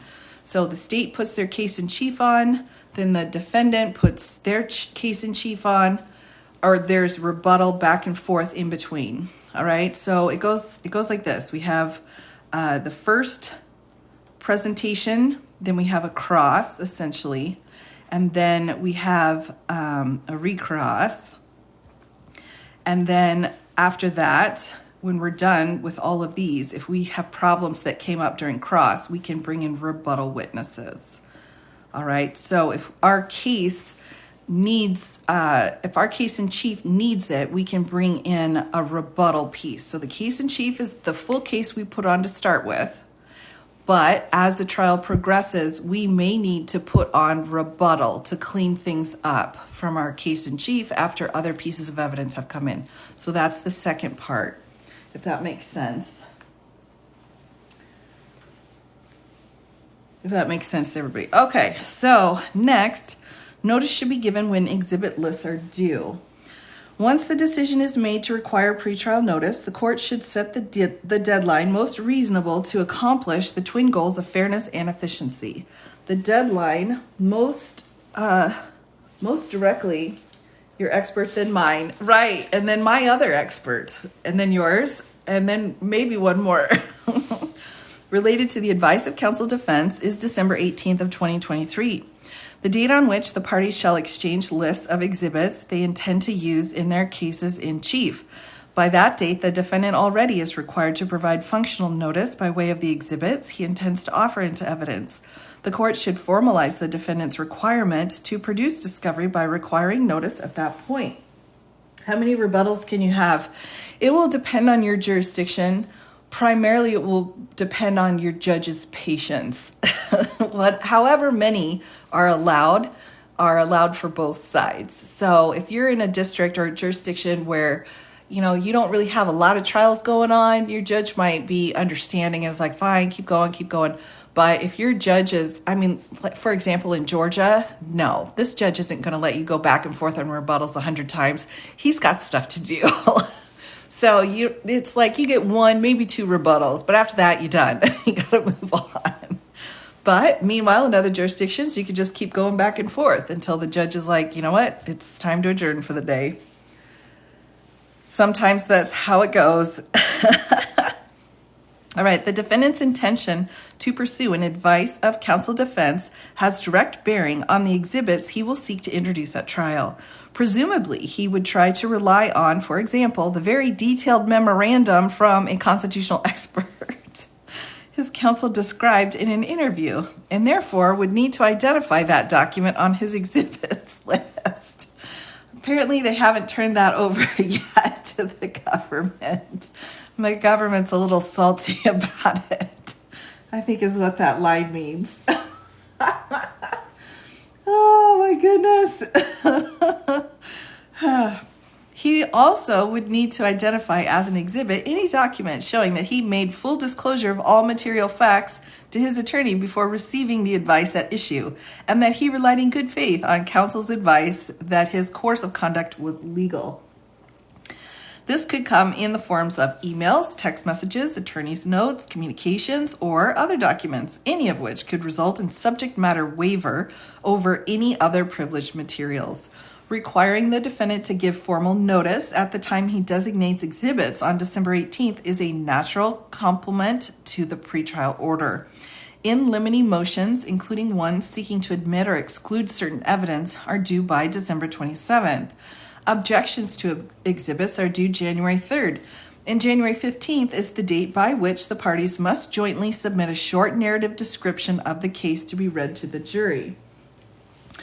So let's take a moment. I was laughing too much and I missed our end note here. So let's bump down to our footnotes. The defendant's case in chief means not only what the defendant will introduce after the government rests, but also substantive non-impeachment evidence introduced during the government's case in chief.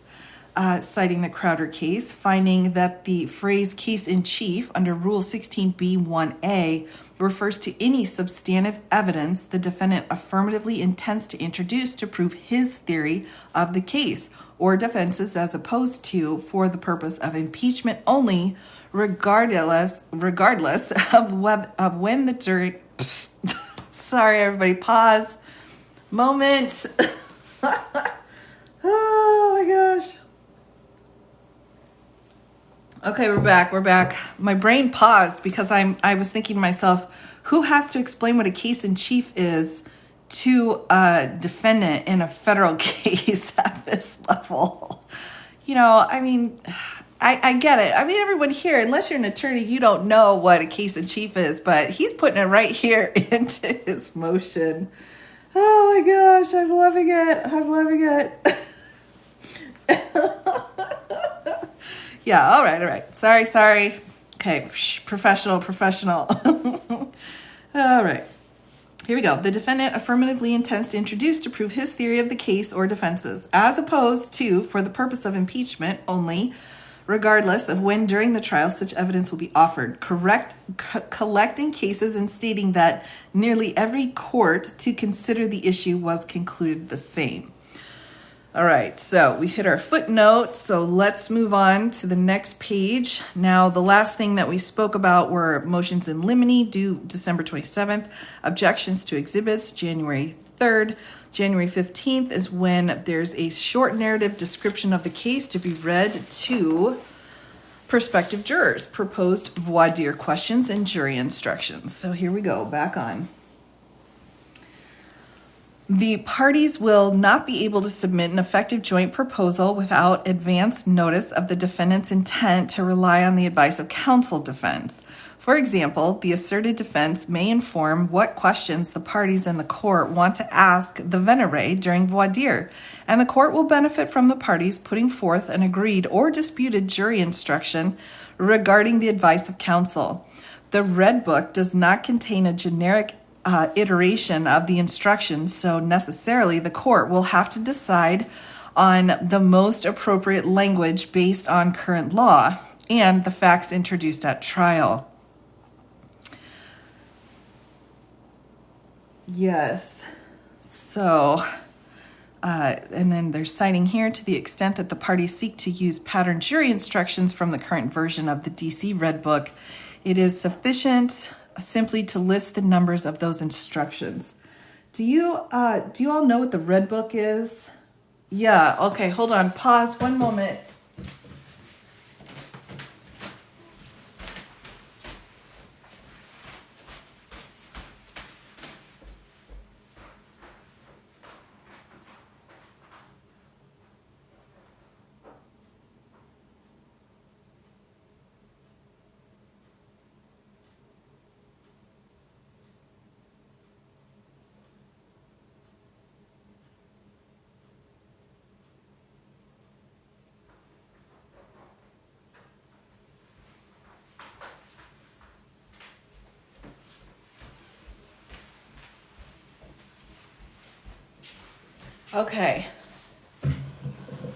Okay. Yeah. So here's the Red Book. This is literally the Red Book. This is the Rules of Criminal Procedure. It's got a red cover. That's why they refer to it as the Red Book. All right. So all of our rules that we have to follow are set out here. Now, these are the federal rules of criminal procedure that each federal it is red. I know, right, Frank? So each different jurisdiction then has their own rules too. So they're pretty much the same, but sometimes they're a little different. So here's the deal. This is the Red Book. Now, the Blue Book are the rules of evidence. And then, I know, can you wait for it? We have the Green Book. I know. It's fascinating how we label things. I know. Oh, absolutely. Anybody can. You can buy it for sure. But I would also say it is available online for free. So if you don't want to purchase a book, you can look up any of the rules of procedure online. But it is available if you're interested. Why aren't they red, white, and blue? I don't think we have any white books, come to think of it. Any more colored books? Well, not at the federal level. I mean, we've got other things. We've got other colored books, and then of course every jurisdiction has their own colored books, depending on what you're doing. It's pretty simple. There will be a written exam for the defense. That's so funny. Oh my gosh. Yes. All right. Well, back we go. So just, clarifying for everybody. Now we all know everyone has a good idea. To the extent that the parties seek to use pattern jury instructions from the current version of the DC Red Book, it is sufficient simply to list the numbers of those instructions. Special instructions shall be submitted verbatim with citations to cases and other authorities to support each instruction. The parameters of that instruction should operate as guardrails throughout the trial and therefore should be determined by the court prior to opening statements. In more simple cases with fewer attorneys on whose advice a defendant purportedly relied. Oh, dear. Oh, sorry. Oh, my gosh. This is... All right. In more simple cases with fewer attorneys on whose advice a defendant purportedly relied, courts that have ordered pretrial disclosure of an intent to rely on an advice of counsel defense ordinarily have required that it be provided within weeks of the start of trial. These cases are factually distinguishable. Here's the Crowder case again, requiring notice of 2 weeks before trial in 2 defendant cases involving a scheme to defraud DC public schools. The Dahlman case requiring notice 10 days before trial, where defense arose from 3 interactions involving 2 attorneys. The Cooper case requiring notice of 2 weeks before trial in the healthcare fraud case with 3 defendants. In addition to the prudential reasons to peg the defendant's notice to the deadline for exhibit lists or more substantial notice period is warranted in this case because the defense likely will involve multiple lawyers and there will be discovery obligations and additional litigation, and the required notice will not expose any defense secrets. As set forth above, lead counsel has identified 1 attorney by name. The defendant has spoken of getting advice from multiple attorneys, and at least 25 witnesses have withheld information from this investigation on the basis of attorney-client privilege. Given the potential numbers of attorneys and breadth of the advice involved, the defendant's notice should describe with particularity the following. I love how he's schooling these lawyers. He's just, oh my goodness. He is just schooling them. Number 1, the identity of each attorney who provided advice. Number 2, the specific advice given, including whether the advice was oral or written. 3, the date on which the advice was given. And 4, the information the defendant communicated or caused to be communicated to the attorney concerning the subject matter of the advice, including the date and manner of communication. Yes. Oh my gosh, that's so funny to me. It's cracking me up. All right. Here's the conclusion. Here we go. Conclusion. The court, the parties, the jury, and the public have an interest in an orderly and efficient trial. It's like Mary Poppins. The court should build an appropriate interval into the pretrial schedule to ensure that all disclosure, investigation, and litigation resulting from notice of the advice of counsel defense can be addressed and resolved in an orderly fashion.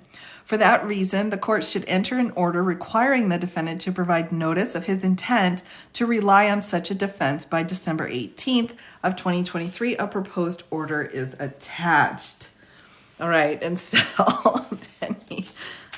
then he attached a proposed order here where he's setting out. Oh my goodness gracious. He's setting out that the motion is granted and then setting out again what's required. Oh my gosh, for pleading this kind of an affirmative defense. So he sets out exactly what's needed. And then of course, if the judge agrees, she can sign it here. Yeah, here, judge, copy paste. Where's your stamp? Put your stamp on it. All right, so there we go. That's the other order that came down. Oh my gosh, the government's case in DC gets funnier and funnier. Like, I think they're getting a little bit fed up with stuff by some of the things I'm seeing here. I think they're getting frustrated. A spoonful of justice. Like, let's keep it time. Keep it basic so his attorneys can follow. Oh my gosh, it's funny because it's true. Yeah, he's schooling them. He's schooling them pretty good. No red pen. Oh my gosh. I know, it's brilliant. I feel so thankful anytime I don't have to get my red pen out. It's a lot. I would announce my retirement if I was on his team. Oh my gosh. I can't even imagine. I can't imagine the amount of Alka-Seltzer you'd need to take all the time. Just constantly. I can't even. Oh, 100,000 likes. Oh, thank you, everybody. Thank you so much. I appreciate that. All right. So we made it through. We made it through our 2 motions, everybody. Are those books published each year? Yes. Okay. So I think we do them each year, every other year. But honestly, they're on Amazon. You can even pull them up on Amazon. They're just the, quick desk reference series, and there's any of them can all be found online pretty easy. I like to have the books because I use them so much, but the rules really don't change that much. I've got the rules of evidence for the last 15 years, and there's a few changes, but the numbers basically are the same, so just little bits of differences. Yes, what the DC case for Jack is? Absolutely, absolutely. So we've got, imagine being the judge watching. I know. All right. So here we go. I just, at some point, it's just getting ridiculous. Truly, it is. So we've got US v. Trump, right? This is the indictment that came down. We only have one defendant in D.C., unlike all of the other cases. All of the other cases, except for the New York case, only has Trump as well. But we've got 4 counts that came down from a grand jury. Count 1 is conspiracy to defraud the United States. Count 2, conspiracy to obstruct an official proceeding. Count 3 is obstruction of an attempt to obstruct an official proceeding. And then count 4, conspiracy against rights. And this will be the right to vote. So those are the 4 counts that the grand jury came back and indicted on for the DC case. So, and this indictment is available online. It has a lot of very interesting information in it, a lot of crossover with the Georgia RICO case as well. So I think it's very helpful. We don't have a superseding indictment in this case. We do in Florida, but it's me, Donald. Sir, that is not you. So that's the case there. That's the Florida case. Yeah, it's a lot of moving parts.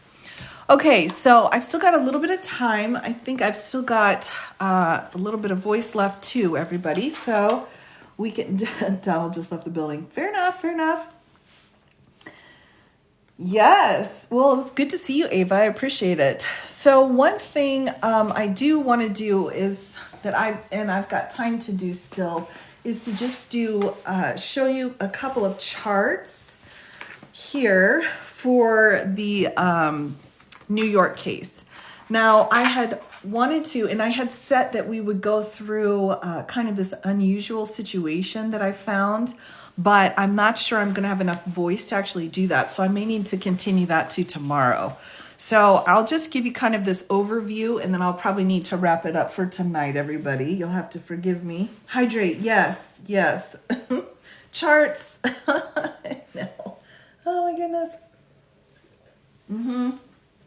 Yes, we've got some charts. So I really do want to go through this with you because it's very interesting, but I can tell already I don't have much voice left. I've got just enough to give you an overview. So here's the New York case, everybody. All right. So yes, charts are the best. We've got People versus Donald Trump. This is the New York case. And this is the chart that they set out. We have $130,000 in hush money payment that was made. And then in order to kind of support that, we had 34 counts of falsifying business records, checks, invoices, and general ledger entries.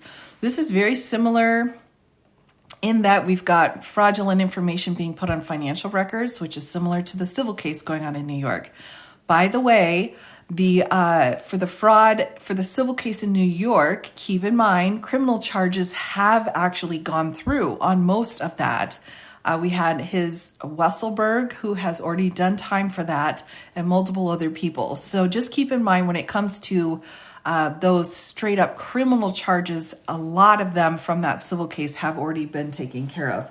But this is a different case. This is that $130,000 hush money payment.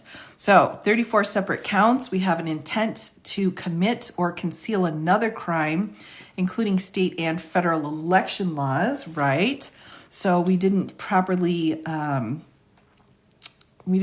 claim where our money came from and where it went because you don't do that with hush money.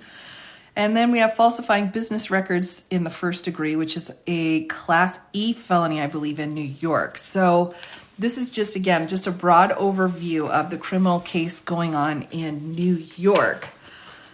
So we've got another one here. A lot of people would say that the New York criminal case isn't particularly the strongest case. And honestly, I would agree. We don't have just a documents case like we do for the civil case, and it certainly doesn't have the overwhelming evidence that we see in DC and Florida. But, again, we've got some violations here, and the DA brought them. We've got the catch and kill scheme to influence the election. This was set out again. So trying to relate all of this back to this original intent. We've got an August 2015 meeting. We had $30,000 in hush money, $130,000 in hush money. We've got the tower doorman. We have a woman hush money, and then $150,000 hush money to another woman. So we've got woman one, woman two, and the doorman. So 3 sets of hush money. Dang! So much going on here. So then we have 11 falsified invoices to kind of cover these payments up, allegedly. 12 falsified general ledger entries, also falsified to cover up the payments. And then checks falsely recording hush money repayments as retainer. So we have all of these different payments that went out, and rather than putting them in the proper category, they were labeled as a retainer, and that's where Mr. Cohen was involved. Would the hush money be legal if he didn't try to conceal it? Well, yeah. Oh, absolutely. Absolutely. You can pay somebody. You can't pay somebody to do something illegal. That's solicitation, like a different kind of solicitation. That's solicitation. You cannot do that. But if you have a contract, essentially, which is what this is, and say, hey, you don't talk to the media, here's, some cash, that's a contract you entered into, and that's acceptable. But you have to declare it. You have to have that in, you have to put it down, especially if it's involving campaign money. I mean, and there's like almost no restrictions on campaign money. You just have to write it down. Right, cash for an NDA. Right. Well, come on, everybody. Look at this. 11 checks. I mean, come on. What are you doing writing checks out? You can't be writing checks. It leaves a trail. Everybody knows that. Oh, my goodness. All right. So, again, and then this is just another overview. We've got DA Bragg, 117 counts of felony falsified business records filed by his office. 168 counts of felonies between 2019 and 2021 for, again, 1 count per document. And then here are a few examples of the business records included in that indictment. Trump Corporation, Trump payroll, state tax crimes, federal banking violations, embezzlement, and this one. Now, I'm not sure exactly the details of this one, but, I'm not really sure that it is this, but that's what he has included, the DA has. Should have just did cash in a briefcase, less sketchy.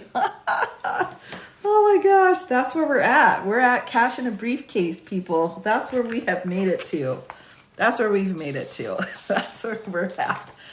All right, so let me just give you, I'm not going to spend as much time as I wanted to on this. I'll kind of continue this in tomorrow, everybody, but let me just give you a sneak peek then. Yes, straight cash. He can't even criminal right. Gold bars in your pocket. Yes, you got it. No, I did not, Rowan. No. But thanks. No, these are actually on the district attorney's website. The website going through and explaining the case. So the DA's office created these to kind of help explain the indictment. So the indictment's only 12 pages. I think at this point, if an indictment is less than 50 pages, it's really okay. You're doing all right. Florida is 100, Georgia's 100, DC's 100. So if you're, he's only got about 12 pages of an indictment here, so he's good. Excellent educator. Thank you. Oh, you're welcome. You're welcome. I'm glad. I'm hoping it's helpful for you. Oh my gosh. All right. So I'll just give you a sneak peek. Again, my voice is starting to go, everybody. I apologize for that. But tomorrow then, I will be back again tomorrow. I've got a couple things to go through, but I'll start off with something that I found to be very interesting. we have this person here who wants to intervene. And so this Mackenzie person is moving to intervene in the New York case because he wants to talk about a constitutional question for the Second Circuit Court of Appeals. The reason why it's so interesting is because it's completely bananas. That's why we're in banana territory. So we have this person, Pro Se, who has his name down. He's an inventor. Is he a plaintiff or a defendant? He's an intervener, sorry. He's an intervener, and he wants to come in and intervene and be included in this case. And the reason why is because he is saying he's got a memorandum of law, his own declaration, affirmation, or affidavit when it comes to constitutional questions. So let me just give you a sneak peek here. Before the Honorable Alvin Hellerstein for the Southern District of New York, provide entry of an order granting intervention by the undersigned, who comes now primarily in the nature of an amicus, so that means friend, to provide relevant law applicable herein as an intervener party only to invoke basic procedural points pursuant to these different sections of the law. So again, we have, yeah. All right, so we're already here, so let's just do it. We're going to do it. We're already here. Here's his declaration in support of intervening, his motion to certify questions to the Second Circuit Court of Appeals. Yeah, exactly. So he's declaring the following. I'm a resident of Red River County, Texas. I have been and am now a registered voter of Red River County, Texas. I have voted previously for Donald J. Trump to be president. I intend to vote again in 2024 for Donald J. Trump to be president. Affian saith further not. Just crazy. It's just bananas. All right, it's bananas. We have got pro se litigant who's wanting to come in and intervene in the New York case. All right. So he sets it out. Let me take you through this here. So he's got multiple pieces. He's from Texas. Why is he involved in New York? That's an excellent question. So again, he's asking to intervene here. All right, so here we go. Let me give you a summation. We've got constitutional questions and declaratory relief requested. So here's this notice of constitutional questions regarding the Federal Election Campaign Act. So he's coming in. He's trying to get involved. He's going through. I don't even know. It's not really legal arguments. But here's his questions, and then I'll go into more details tomorrow. But may either a state attorney general and or local prosecutor, when the gravamen of the case regards federal campaign finance law, criminally prosecute registered candidates and or past elected officials of either the local, state, and or federal positions over such federal campaign finance law issues, considering that the civil prosecution of any and all such matters, bar none, is exclusively reserved for the federal courts. So he goes on talking about how he doesn't think that this prosecution should be brought up, that it's not appropriate to even have these charges. So I guess, but what the best part about it, hold on, I won't hide it from you. Let me just grab it.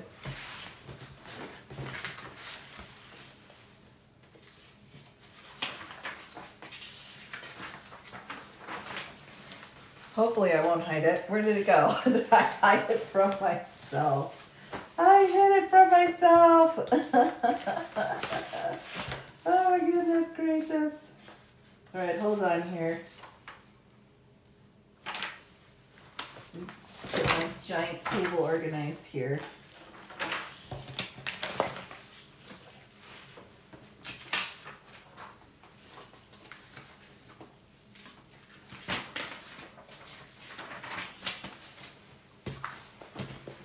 Wait, hold on. Wait, that's Georgia.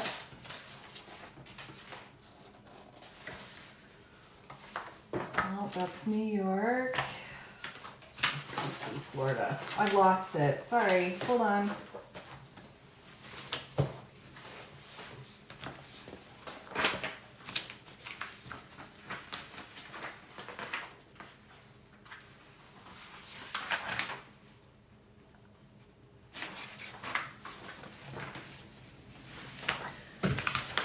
Well, I can't find it, but I'll show it to you tomorrow because the judge basically comes out and has this amazing order that I'll take you through. Oh, here it is. I love that when I say to everybody, I can't find it, and it's right here in my stack of papers. Okay, so the judge is like, that's ridiculous. Order denying intervention. All right, so he's filing his bologna sandwiches. And this, I think, is fantastic. Okay, so he's saying he's moving to intervene. This is the judge. He's seeking intervention in order to certify a constitutional question to the Second Circuit Court of Appeals. The question relates to the lawfulness of the underlying indictment of Donald J. Trump. His motion to intervene is denied. He cites no federal statute giving him a right to intervene. He claims no interest relating to the property or transaction that is subject of the action and is not so situated that disposing of the action may, as a practical matter, impair or impede his ability to protect his interest, nor does he state a claim or defense that shares a common question of law or fact with the main action. The conditions set out in the Federal Rules of Civil Procedure, so that would be the Green Book, are not satisfied. That McKenzie is a citizen and has the right to vote and wishes to add his thoughts to the defendant's defenses does not satisfy Rule 24. Since McKenzie has no right to intervene, he has no right to have questions certified to the Court of Appeals. All right, now I don't laugh because I'm making fun of someone. I laugh because I have a judge who had to write an order out to a pro se person who wanted to intervene on a constitutional law question on a case that he had absolutely no standing or authority to be in at all. That's why I laugh, because this judge took time to write this order out. Right. He got enough money to buy his way into the case. Yeah, I don't even know that. I mean, the filing fees was it. Oh my gosh. Yeah, so I just think it's very interesting and demonstrating. I think it's important to note that sometimes people have the best intentions, but if you don't understand how things actually work, you're going to spend your $500 filing whatever, and it's going to be dismissed immediately. And that just happens. So you Googled the name. Yes. So I thought this was absolutely fascinating. So this was my fun side note for tonight. Now I do plan. No, you did not see him interviewed. You did not. Really? Did you? I don't know. I mean, in New York, it's possible. Is intervening a common practice? No, but it seems to be happening a lot in these cases. There's all kinds of people coming in on the Florida case. And, DC, I haven't seen as many people come in, but Florida, it's like left and right. People are coming out of the woodwork. Like, what are you even doing here, people? Get out. But we've just got this random pro se guy who's like, hey, I got questions. And the judge is like, no, you do not. You do not have questions. Bye-bye. Oh, my goodness. Yeah, it's fascinating. It's fascinating. So with that, everybody, I do want to spend a little bit of time tomorrow. I'll be back tomorrow. And I do actually want to go through a few more of the details with this New York case. I think it's worth it to just understand the basics of what's going on in this case when it comes to these fraudulent records. Just because it's so interesting to go hand in hand with the New York civil case, which is ongoing. Again, this one, which is very interesting, is the actual trial information for Michael Cohen. So we have to start with Michael Cohen. And when we get through the Michael Cohen information, it sets up everything for the civil case that's currently happening in New York. So I think it's helpful. I think it will be helpful. Protect the voice. Absolutely. Absolutely, I will. So at this point, it's just a very interesting situation. Yes. So tomorrow, I will be back on again, everybody. I apologize again. I've got to kind of baby my voice right now. But I will be going through the details of the New York criminal case. Not too many details, but just an overview so we've got a better idea of what's going on. And then because I missed yesterday, I will also do a review of the New York civil case. We had a lot of really amazing testimony today. Most people would probably think, wow, it's an accountant. Or a person, well, he's technically not an accountant. That seems boring. But the statements that were made today, oh my gosh, they were absolutely just blowing it up because he had so many things to come in and say, yeah, I was told to do stuff. So I will go through the New York, your lives are the most important. Oh, thank you for that. I appreciate that.